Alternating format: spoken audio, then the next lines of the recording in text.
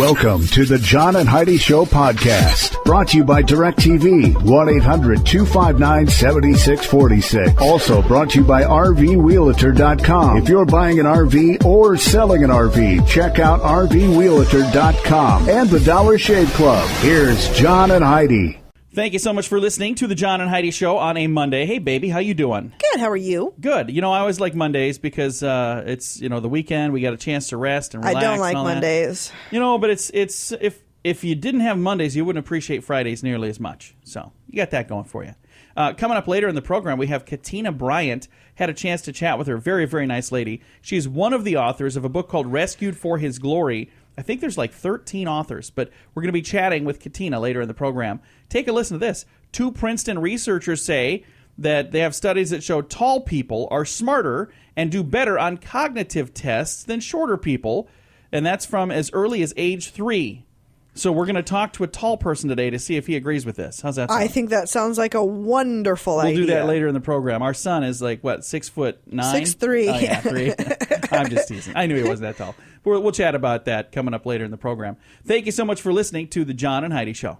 This portion of the program is brought to you by Dollar Shave Club. Get razors for $1 a month plus a few bucks shipping, so you can enjoy fresh razors every month for as little as $3. Learn more at dollarshaveclub.com/radio. Thank you so much for listening to the John and Heidi Show. I guess now it's the John and Heidi and Troy Show. Our son is here. How you doing, buddy? I'm doing okay. Now, I was just reading this here. It's from in Princeton. The smart folks at Princeton say tall people are smarter and do better on cognitive tests than short people. Now, you're really tall, and I would say you're one of the smartest people I know. So do you agree with this study?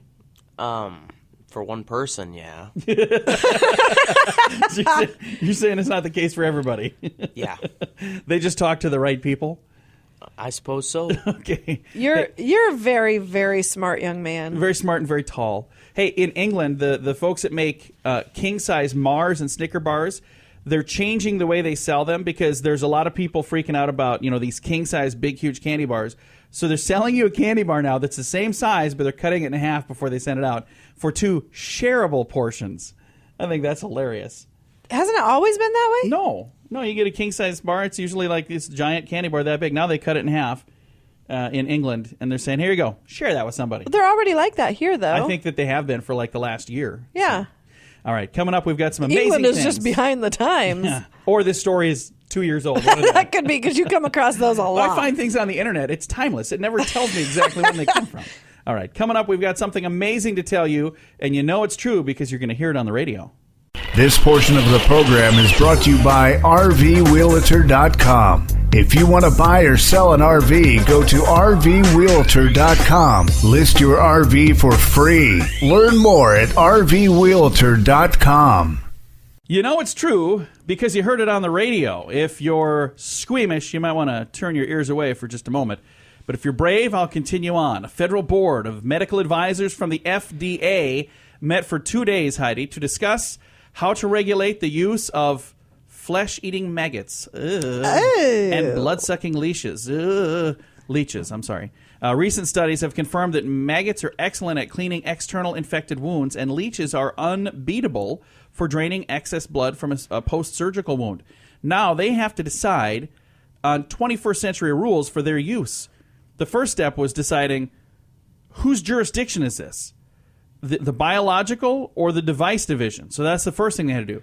Then finally they had to decide that chewing flesh and drinking blood were mechanical processes. So leeches and maggots were classified as medical devices now. So here's the thing. They've been doing this for many, many, many years. I mean, if it weren't for, as sick as that sounds, if it weren't for maggots and leeches, there would have been a lot more fatalities during like the Civil War. Because literally those little critters got up on the battlefield when they were utilizing them on the battlefield. It helped save many, many, many lives. So it's interesting that just now they're finally saying we should probably have the FDA check into this. We've been doing it for hundreds of years. We should maybe see if that's a good idea. All right, that happened with the FDA recently. Their federal board, they got a chance to chat about leeches and maggots. For those of you that are squeamish, just, I did tell you ahead of time, just so you know. People might be eating they right now. They might be, and that's their own fault. I gave them fair warning. Disgusting. All right. You know it's true because you heard it on the radio. The John and Heidi Show is brought to you in part by the Keystone Treatment Center. This is your brain, and this is your brain on drugs. We share silly stories here on the program, but addiction is no joke. If you or someone you know suffers with an addiction to drugs or alcohol, make today the day you seek help. Call toll-free 844-204-1055. That's a toll-free number. Again? 844-204-1055. And this is your brain on drugs. 20-year-old Leonard Garland and a buddy were arrested in Ashland, Massachusetts after Leo had this bright idea to crash a party at a private home that he just happened to be driving by. So it's not like he knew these people.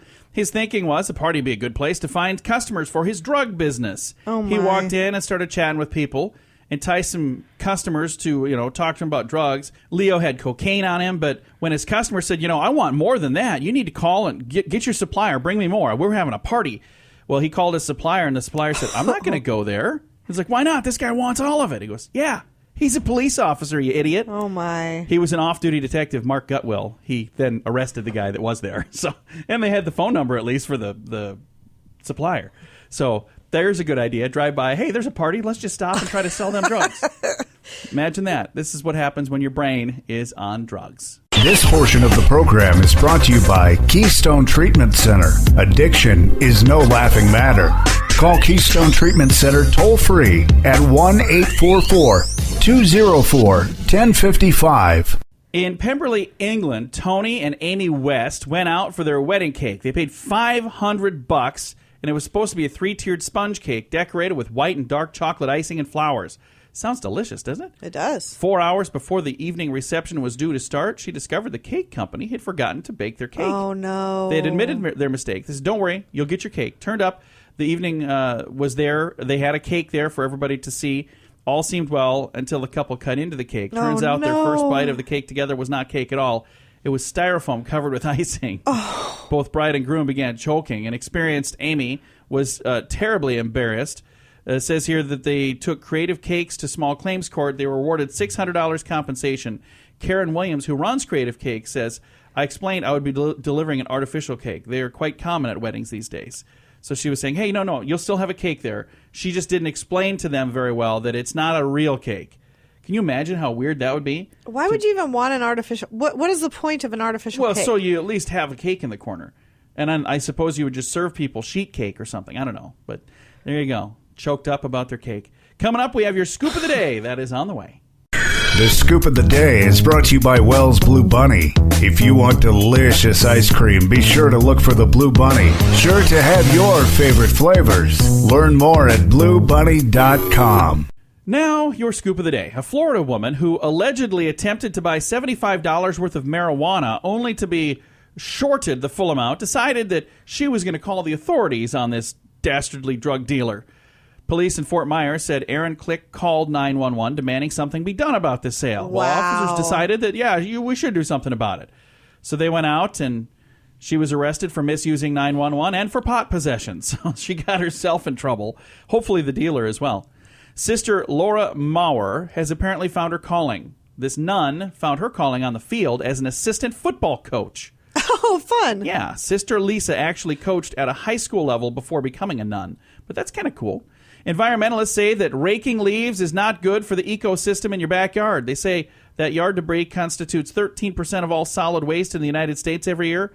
National Wildlife Federation says you should leave dead leaves where they fall, since they will become natural fertilizer in the soil. In addition, chipmunks, salamanders, earthworms, turtles, and other small creatures live in the leaves and use them for food and nesting material. So, if you need an excuse to not rake the leaves... So, see, now when we don't rake our yard, we're just being environmentally exactly. friendly. That's the thing. It's not lazy. I didn't even know I was an environmentalist. Like all of our neighbors say. I knew I was mental, just not the environmental part. All right, if you are a man and you're wanting to have a child, you should start drinking, according to a study by the Massachusetts General Hospital. They say a few beers a day increases your chances of having a baby. However, drinking even a few cups of coffee is bad for reproduction. The only reason a few beers a day increases your chances of reproductivity is because it increases the number of people you're willing to reproduce with. It's not that I'm more potent. It's that I'm out there more. Right. Again, that study was from the Massachusetts General Hospital. Nearly half of all American workers gripe about being burned out, even though they didn't use up all their vacation days. According to a recent survey from Yahoo Hot Jobs, 45% didn't use all of their vacation time last year. 39% said they were too exhausted to go on a, quote, real vacation. Another 36% claim to be too busy to take time off. 34% say the high cost of going somewhere keeps them in the office. And 32% say they want to save vacation days for emergencies. So they don't want to mess with that stuff. I've actually heard a lot of people say also that they're afraid to take a vacation because they might find out that they're not needed at their job and they'll lose their job. I've seen people that I know somebody that happened to. Yeah. The guy that used to be the voice of Fox TV and ABC television or NBC television, he took a vacation and they hired a guy named Joe Cipriano to fill in, and Joe still has the job, and he has never taken time off. Because I'm like, if he ever goes on vacation, maybe I could get the gig. Yeah. Probably not. All right, health researchers say they found a troubling link between higher consumption of rice and type 2 diabetes. This is kind of interesting. Our son loves rice. That is a disease that in some countries is becoming an epidemic. Further work is needed to probe the apparent association in diets that are notoriously high in sugar and fats. They should remain on the no-go list, they caution. So they're saying steer clear of too much rice, or you might end up with type 2 diabetes. Yeah. All right, the wackiest practical joke to hit England in years is called spuddling. You know what that is? No. Filling the entire interior of somebody's car with mashed potatoes and gravy. You know how much that would cost? You know how mad I would be? Teens often spend an entire day at a spud party, cooking gooey spuds, getting ready to go. They gather in a huge vat, and they dump it into a friend's car all the way up to the roof in the dead of the night. Spudding is what it's called. I think I said spuddling earlier. There's no L in there. Spudding. It would cost a fortune to make that many potatoes. I would be so mad. And it would cost a fortune to clean out the car. So the potato people are loving it, and the car cleaning people are loving it. All right, our strange law from Thailand. It is illegal to leave your house if you're not wearing underwear in Thailand. So going commando can get you thrown in the clink there, they're saying. Really? It's your strange law. This has been your Scoop of the Day. This portion of the program is brought to you by RoughToughKennels.com. Dog kennels and accessories sent to your front door wherever you live. Your dog deserves it. Learn more at RoughToughKennels.com. Thank you so much for listening to the John and Heidi Show. We've got a special guest on the telephone with us today. We have one of the authors of a book called Rescued for His Glory, and it's Miss Katina Bryant. Katina, how are you today? I'm doing well, thank you. How are you? Very, very good. Now, you're one of the people that contributed to the book Rescued for His Glory. Tell me, first of all, how did this book come about? Well, it started out with one of the young ladies by the name of Jules Samuels. She wanted to put a collaboration together with about some things that women of Christ go through. So she got together with a few of our friends, and we got together and decided to go ahead and participate and share how we've been through trials and tribulations and how we came out victorious. So you're telling me that just because you're a Christian doesn't mean you're not perfect? Absolutely. There are people out there that say, well, you're a Christian, you're supposed to be perfect. Well, that's not really the way it works. As a matter of fact, if you think back to biblical times, who was it that Jesus was hanging out with? It wasn't the perfect people. He was hanging out with people that needed the help. And a lot of the time, when you go through the struggles in life, it's an opportunity for you to be able to help others. And I think it's cool that you guys are doing that. Absolutely. And that's our goal, to let people know that even though you are a Christian, you're human first. And being human, we're going to go through things, but it's how you go through and how you come out of it. That's what makes you who you are. Exactly. Again, the book is called Rescued for His Glory, and I like the secondary title, Stories of Hope, Triumph, and Wholeness. Now, what are some of the stories we're going to read in there? What is the story that you're contributing to the book, Katina? Okay, well, what I did was I did like a collaboration of events in my life. And I kind of just spoke in general how, although these trials came upon me, and, I don't profess to be the A1 perfect Christian or anything like that, because I'm imperfection just like everyone else. But I wrote based on different things that happened in my life and how, God just brought me out of them each and every time. He's not just a one-time God. He brings you out over and over again. We fall down, but we get back up, and that's where the blessing, and that's how God gets his glory, by us getting back up and, giving him his honor, because he do it all. I agree completely. And it's amazing. There are times when you're going through the tough times that you just think, why in the world is this happening to me? But I think a lot of the time, the reason that things like that happen is so you can relate to others in the future. You'll be able to have a time to sit down with somebody who's going through that, and you can say, hey, I went through this too. There is hope. It's going to be okay. And I love the idea that you guys have put a book together featuring that. Again, Rescued for His Glory. Now, where is this book available, Katina? Where can I buy this? On Amazon.com or on our website, Rescued for His Glory.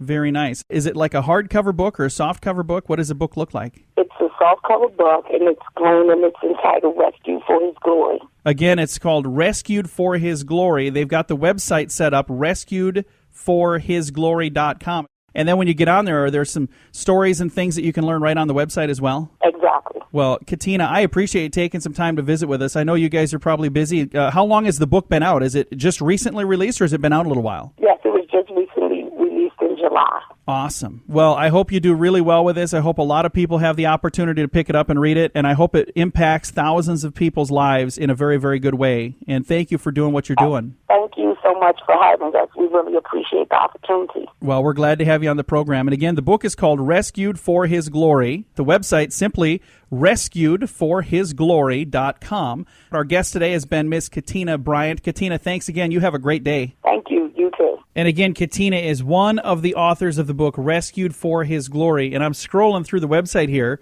and I see the other authors on here as well. There's 1, 2, 3, 4, 5, 6, 7, 8, 9, 10, 11, 12, 13 authors involved in this book. It's quite the collaboration. There are several stories. It's compilations of a bunch of strong women who've been through quite a bit, been through a lot of different things, and they've pulled through it, and they found some strength, and they found a way to get through what they've gotten through.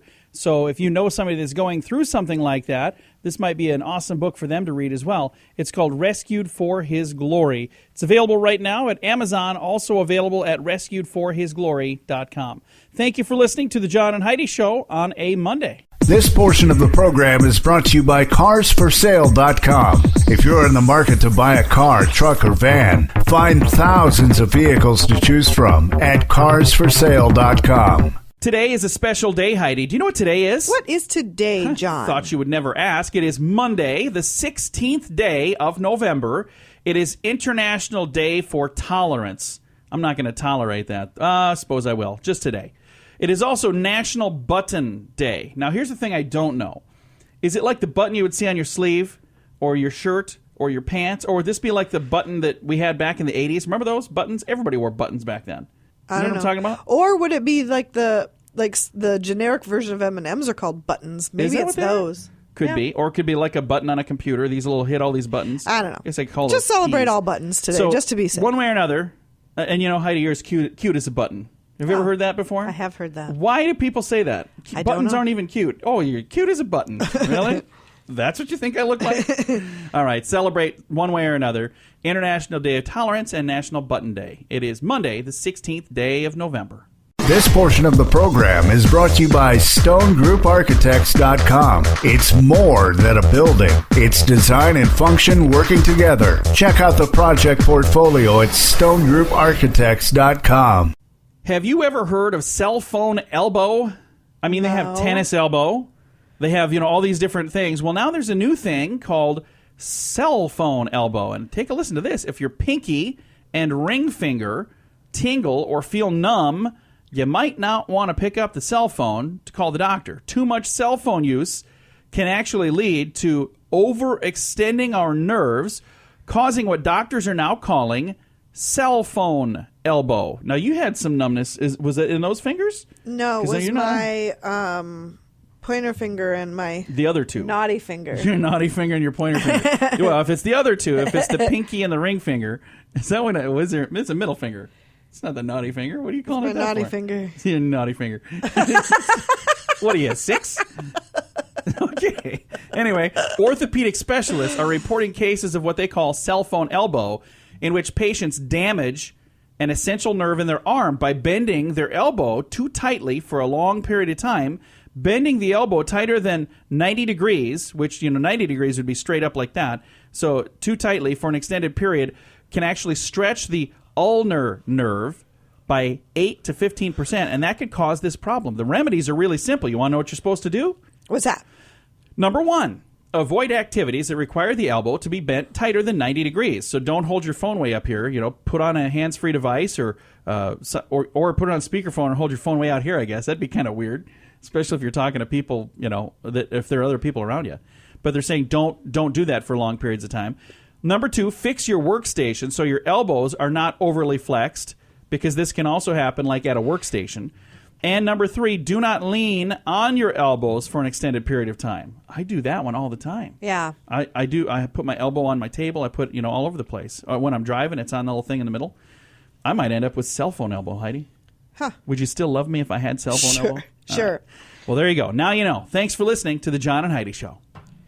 This portion of the program is brought to you by DirecTV, 1-800-259-7646. Also brought to you by RVWheelator.com. If you're buying an RV or selling an RV, check out RVWheelator.com and the Dollar Shave Club. Here's John and Heidi. An inventor has come up with a see-through envelope. I don't know if this is a good idea, but they have this aerosol spray that makes unopened envelopes transparent. Oh. So the contents can be read. You spray it on it, and it temporarily makes the envelope clear. Oh. According to the inventor, Robert Schnigel. He says it leaves an odor for 10 to 15 minutes, but there's no smudging of ink, no stains, no evidence at all. The envelope is transparent for just a few minutes. Then you can respray it hundreds of times without leaving any stains. But don't worry, if you think a neighbor or family member can use it on your mail, the spray will be offered only to police and Secret Service. So he's saying that, I don't want this to get out to the general public. Right. It's just for the right people. But, if he can do it, somebody else is going to mix up a concoction and figure out a way to do it, too. Right. And if he's got a patent, don't they have to explain what's in it? And isn't that public knowledge? So I don't know if we really need these. It's a way to make any envelope a see-through envelope. I think that's just a little bit scary. Coming up, we're going to head to Rome. We'll tell you all about that in a bit. This portion of the program is brought to you by GunUp.com. If you're a gun lover, you'll be in heaven at GunUp.com. Built by experienced military veterans, shooting sports competitors, and publishing professionals. They have awesome stories and articles that are read by millions of gun enthusiasts. Check it out at GunUp.com. Have you ever been to Rome? I have not, but I would love to see Rome. But right now, Rome has a bit of a problem, Heidi. Swarms of starlings. They come to the city every year and gather around historic piazzas and Baroque churches. Sometimes the number of birds reaches upwards of 4 million. Oh. Now, of course, the tourists hate this because with that many starlings flying around, you can't even walk across the street unless you're taking an umbrella. Otherwise, you might, It's disgusting. And the smell is not pleasant when the birds arrive and make their mess. It costs a lot of money to clean up. So Rome has decided they've had enough, and they're deciding to get rid of the starlings. So how do you do that? Well, they're bringing in thousands of cats. But that's turning out to not be a very good idea either. They've decided now to use starling songs against them. The Italian League for the Protection of Birds, LIPU, will broadcast bird distress calls over loudspeakers to scare away birds. The recordings of the bird in danger is the idea. The whole idea there is the other birds will hear this recording and they'll go, oh, whoa, don't go over there. Something bad is going on over there. So that's what they're trying now. They tried cats. That didn't work so hot. So now they're going to try torturing a bird on a microphone, apparently. I'm not exactly sure what So is this a new problem, or do they come every year? They've had it. It's just getting worse and worse and worse. So now they keep coming back. So when in Rome, bring an umbrella. When in Rome, apparently. kill the birds. No, bring an umbrella at least. That's not nice. All right, we've got a trashy wedding to talk about coming up. This portion of the program is brought to you by Dollar Shave Club. You can get razors sent to your door each month for just $1, plus a couple of bucks shipping. It's an amazing deal. Log on to dollarshaveclub.com/radio to learn more. That's dollarshaveclub.com/radio. Now, back to the John and Heidi Show podcast. All right. I'm gonna call this a trashy wedding, and you're gonna understand why before we get to the end of it. So don't be mad at me when I refer to this as a very trashy wedding. Some brides and grooms prefer limos, horse-drawn carriages. Sonia Chamberlain decided a garbage truck. Yeah, Would you first of all, would you like a garbage truck involved in your wedding, Heidi? No, not even most a women little. probably say that. No. But the truck was given a makeover, and it was decked out in ribbons and balloons. Would that help for you so far? No. The garbage men from all over the city came to watch the wedding. Sonia said she decided to use the garbage truck because her husband, Guy Wetton, had been driving his garbage truck when they first met. She says that when she saw the guy for the very first time next to his garbage truck, it was love at first sight. Everybody that attended the garbage truck wedding said that it was absolutely breathtaking. So, even if it's not your cup of tea, they're saying, hey, you know what? It really... But it had meaning for them, which is why they use it. It's not like she just said, hey, my dream my whole life has been to have a garbage truck at my wedding. It's a really interesting concept because, your cousin got married at a bowling alley. Yeah. That's where he and his wife met. Now, I wasn't there. We didn't know each other yet, but I went to their 10th anniversary at the same bowling alley. And, there are people that would think that's weird. But for those guys, that was perfect. Yeah. There's nothing weird about it at all. I mean, it was, maybe you think it was. I just think it was really cool. Because if that's something that is really special for the two of you, you should do that. Because what is it that says every wedding has to be exactly the same? No, nothing at all. Nothing. And it should reflect who you are. Exactly. So. Everybody's wedding should be unique. And this one is, even though, like I said, the headline says a trashy wedding, I wanted to explain why I was saying that ahead of time. But now I think you understand. It's because there was a garbage truck involved. Coming up, we've got some good news to share before we end things here on the John and Heidi Show. This portion of the program is brought to you by DirecTV. Call 1-800-259-7646. They have hundreds of channels to choose from, with many packages to fit your viewing desires. Learn more at 1-800-259-7646. As we approach the end of the program, I always try to find something positive to talk about. Sometimes that can be kind of difficult, but not today, Heidi. You know why? Why? Today is a very special day because Operation Christmas Child, the shoebox delivery program operated by Samaritan's Purse, they begin their collections this week and officially today in most places. Have you ever wondered what happens on the other side of the boxes that are being delivered? Now, here's the thing that's cool. I'm going to tell you, I'll read this first, then I'll tell you. I actually met somebody that received one of these boxes. And if you don't know anything about it, we're going to tell you everything we need to tell you here in just a second. An organization named Upward Sports helped to deliver the boxes in Colombia. They recorded videos of their experience. You can travel along and see the impact of the boxes, what they actually do for these people who get this in third world countries. And Christmas gift is something that, most of these people have never gotten before, ever. More importantly, the kids are introduced to the greatest gift of all. They're introduced to Christianity, so they actually understand what Christmas is all about. There's a video on our Facebook page, facebook.com/John and Heidi Show.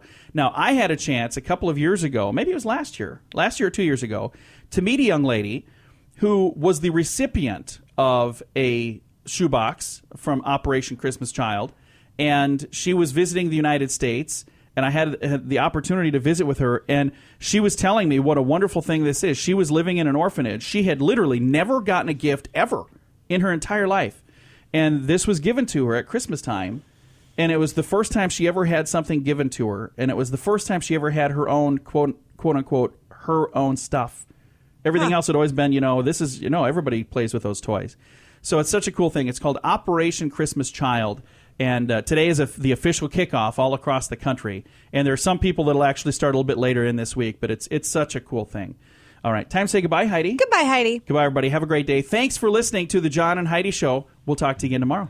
Time now for the bonus break, only available here on the John and Heidi Show podcast. And your bonus break is brought to you by the Dollar Shave Club. And we're going to have our son come over here and talk to us about this because I'm going to ask him some trivia questions, or at least one trivia question. It's about coins. Come here, Troy. So our son's hanging out with us today. The bonus break is brought to you by the Dollar Shave. Is he get his headphones in? Yeah. He's not even paying attention. So this whole time we've been talking about him, he wasn't even listening. We're going to have you on a break. The bonus break brought to you by Dollar Shave Club. You can learn more at dollarshaveclub.com/radio. They're good razors. Now, first of all, before we get to the break here, Troy, you've been stealing my razors for months now. Do you like the razors from Dollar Shave Club? Yes, I do. What do you like most about them? The fact that they're free and just taken out of my cupboard? Yeah. That helps? No, they're good razors. If you'd like to get some razors, check them out. dollarshaveclub.com/radio. Now, here's my question for you. What was the first U.S. coin to be minted with the motto, "In God We Trust"? 2-cent piece. Oh, my goodness, you're good. What years? Oh, don't look at this. What years? Do you remember? It would have been like Even 1864, I believe. Oh, you got it. Says right here, the U.S. 2-cent coin was minted between 1864 and 1873, and it was the first coin to bear the motto, "In God We Trust." The motto was omitted from the new gold coins issued in 1907, and it caused a storm of public criticism. As a result, legislation passed in 1908 and made "In God We Trust" mandatory on all U.S. coins, which it had previously appeared. Legislation approved July 11, 1955, made the appearance of "In God We Trust" mandatory on all coins and paper currency in the United States. And by Act of July 30, 1956, "In God We Trust" became the national motto of the United States. But when I saw this little story here, I was like, oh, our son is here. He's a coin genius. And he just proved himself. Now, how do you know all this stuff? How is it? Is it because you're tall and that makes you smarter? Apparently, that has something to do with it. But no, what Princeton says. I had this coin book, and I just read the whole thing, so that's how I know. Well, I'm glad you did. It was. I'm glad that you got that right, because how bad would it have been if I had said, "Oh, our son's so smart, check it out," and he's like, "I don't know." What's a coin? Is it the round metally thing? All right. According to police, an unidentified man stole an axe from a Home Depot in Oklahoma City, used it menacingly to rob a clerk. I like that they used the word menacingly. Otherwise, we wouldn't have known that we thought he walked in and was really polite-like. He's like, "Oh, please use. I'd like you to give me all of your money, please." But he used it menacingly to rob a clerk, and shortly thereafter did the same thing at two other stores. One was a Walmart. On interviewing witnesses, police learned that a Walmart door greeter had seen the man entering carrying the axe. But his only impulse was to make sure that he did his job, and he placed a sticker on the axe so that the man, so they would know that they can't charge him for the axe. Later, that's awesome. When he tried to exit, he wouldn't be charged for the axe. That is awesome.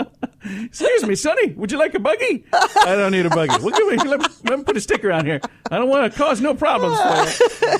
All right, firemen in Munich, Germany rescued an 89-year-old granny who was stuck in a tree more than 60 feet above the ground. This was a lady. How on earth not did a she cat. get in the tree? Well, Anna Gerlo said she climbed her neighbor's tree to get her cat, but the tricky feline got away and jumped to safety on a nearby roof. The firemen had to come and help her. It took an hour to get her out of the tree. Oh, my. I've heard of them getting cats out of the tree, but that's the first time I've ever heard them getting the cat lady out of the tree. I mean, that just doesn't happen very often. And one other quick story here. 16-year-old Nicole Lavelle is quickly learning the ins and outs of the British court system. The Guardian newspaper says that she took her father to court for breach of contract. Oh, I think we have already talked about this. A girl charged that he promised to pay up to $20,000 a year for college. And he lives too close to the mom. You'll see if this has the end of the story here. She opted to go to a cheaper school he balked because it was too close to his ex-wife. Well, it doesn't have. I thought maybe there was an update. Why did they? This is the third time we've had that story. Yeah, it's the third time we've had that story. They really like that story. Then we're going to give you one other extra one. One of the most enduring mysteries in history may have finally been solved. Turns out that Neil Armstrong may have actually said, "One small step for a man." We've talked about this. No, we were going to talk about this, and you said it was boring and you didn't want to. I've been saving this now for a long time. Oh, I'm so glad. He may have actually said, "One small step for a man," after all. Research indicates people raised in central Ohio tend to blend between words like for and a. So they say Armstrong would have pronounced for a, so which combines the less than broadcast quality of the radio feed, and now all of a sudden they're going, you know what? He probably did say one small step for a man rather than one small step for man. Well, because for years they've been saying he got it wrong, that he goofed it up. And it's one of the most famous goof-ups in history. I like it the other way better. One small step for man, one giant leap for mankind. I like that. But it was supposed to be one small step for a man. Who cares? Because otherwise, it's one small step for man, one giant leap for man. It's the same thing. Well, I'm sure glad we're focusing on this because there's absolutely nothing else going on in this world right now that should have our attention. What's this bright, shiny thing over here? Hey, maybe we can all get upset about red cups. I don't care. Red Starbucks cup. I think they made it up. You were so lame. They made it up. I don't think there was anybody mad about that. All right, that's going to do it for our bonus break. Proudly sponsored by the Dollar Shave Club until they send us a cease and desist order. If you'd like to know more, go to DollarShaveClub.com/radio.